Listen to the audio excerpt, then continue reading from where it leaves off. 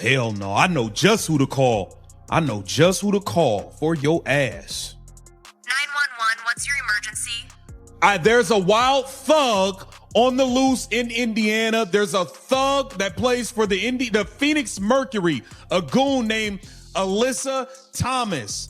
She goes by the name Alyssa Thomas. You need to go arrest this thug. She tried to murder a lady named Caitlin Clark on the basketball court. She tried to punch her in the throat. She put her knee on her woman parts and tried to injure her even more. We need immediate help at Gamebridge Fieldhouse in Indiana. We need this wild goon, Alyssa Thomas, arrested alongside her partner, Dewana Bonner. Matter of fact, just arrest the entire Phoenix Mercury damn roster. Emergency. Get there now. The WNBA has now officially announced it. Alyssa Thomas receives a suspension, no warning, no punishment, and no strongly worded statement that vanishes from the news cycle by morning.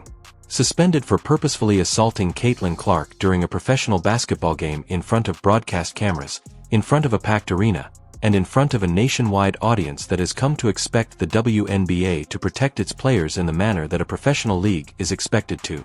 The analysts that went through the video play-by-play and recorded what they witnessed, as well as the spectators who watched that game and cried out for accountability. The individuals who stated this were deserving of more than just a technical, a fine, or nothing at all during the actual game. They were correct. Needs to step in and do something about Alyssa Thomas and her goon squad brutally, viciously attacking Caitlin Clark.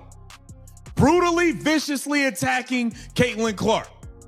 What are y'all gonna do about it? What are y'all gonna do about it? This is the biggest star to ever come in this league, and you're letting this thuggery go on. You're letting people viciously target her. It's ridiculous, man. Every big WNBA story starts here. Hit subscribe and stay updated. However, no one is really understanding this suspension statement. The WNBA's decision to suspend Alyssa Thomas goes beyond a single player and a single series of plays in a single game. It is a formal institutional on-the-record recognition that what occurred to Caitlin Clark during that game was not basketball. The physicality was not competitive. In a chippy game with two teams battling fiercely, it wasn't a hard foul. The attack was intentional.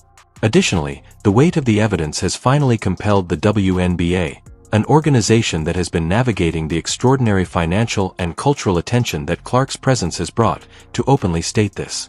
We will go into great detail today about what that recognition implies for each and every player, coach, referee, and team in this league moving forward.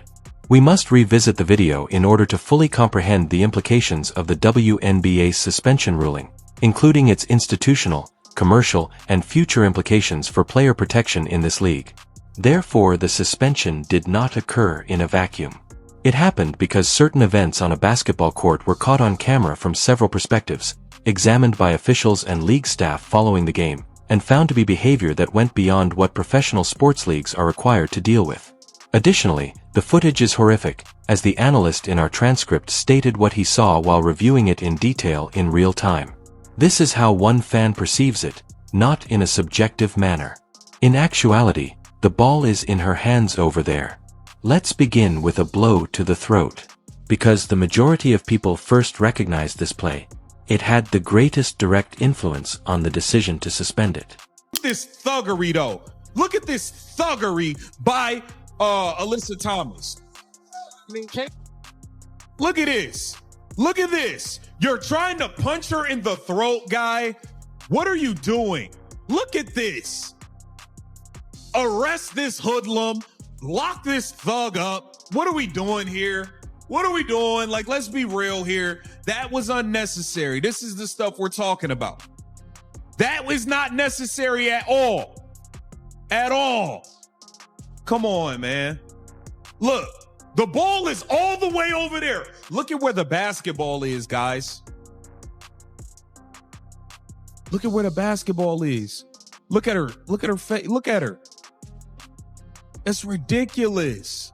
Then look, the ball is all the way behind you. You try to step on her, all types of stuff. Ridiculous, man. Alyssa Thomas is dirt. The ball is completely over there.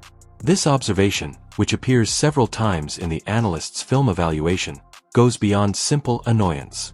Basketball physicality is classified as either competitive or deliberate according to this definitional norm. There is a boundary between behavior related to competing for the ball and behavior aimed at a player's body that has nothing to do with the actual location of the ball in any sport where physical contact is a part of the game. On a basketball floor, that border separates assault from hard basketball. It is the boundary that authorities are expected to uphold, that leagues are expected to safeguard, and that a suspension is intended to make it evident when it has been broken. Alyssa Thomas frequently went over the boundary. Not once did the ball happen to be traveling away at the time of contact during a fiercely competitive moment. Not a single play that could be described as a misread. The basketball was shown on camera to be in a different spot from where Thomas's hands and knees were touching Caitlin Clark's body on several occasions during the whole game. Because the term deliberate is not a characterization when the league examines video showing the same player in the same game repeatedly making the same type of contact with the same opponent while a basketball is consistently not in the area of that contact. It is an explanation. Look at the dirty plays. Look at this angle where she puts her knee directly on her groin. She was out to injure Caitlin Clark. Look at this. Streaking to the basket. Look at her. The ball is all the way over there. Why is your knee in her groin? What are you doing? What are you doing, Alyssa Thomas? The ball isn't even over there. Look at where the ball is, guys. Look at where the ball is. Why are you going through putting your knee on her groin? The ball is clearly behind you. Caitlin Clark don't got the ball. What are you doing? This is targeting. This is an attack. 2 plays. 2 times the basketball was clearly somewhere else. There were 2 instances of physical contact with Caitlin Clark's body that had nothing to do with basketball defense. Additionally, this trend was not limited to these plays in the game. Alyssa Thomas flat out targeted Caitlin Clark. The Phoenix Mercury targeted Caitlin Clark throughout this game, which appears to have led to some major injuries. This is nasty work. Nasty work, y'all.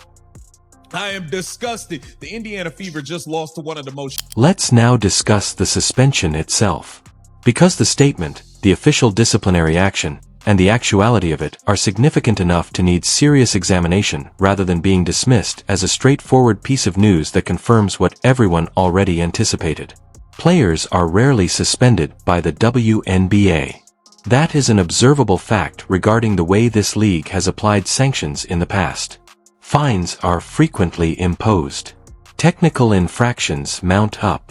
Flagrant foul designations are applied after the fact, but actual game suspensions, removing a player from competitive action due to specific behavior, are so uncommon that they carry institutional weight that extends far beyond the suspended player's missed game. A suspension is an official statement made by the WNBA that will be documented in both the league's and the players' official histories. With Alyssa Thomas's ban, the WNBA is formally stating that what you did to Caitlin Clark was intentional. It was the target. This league will not let it to occur without repercussions because it was outside the bounds of competitive basketball. This deserves a suspension. Damn a fine, damn a technical. This should have been a flagrant 2. She should have been ejected for this. She should have been ejected.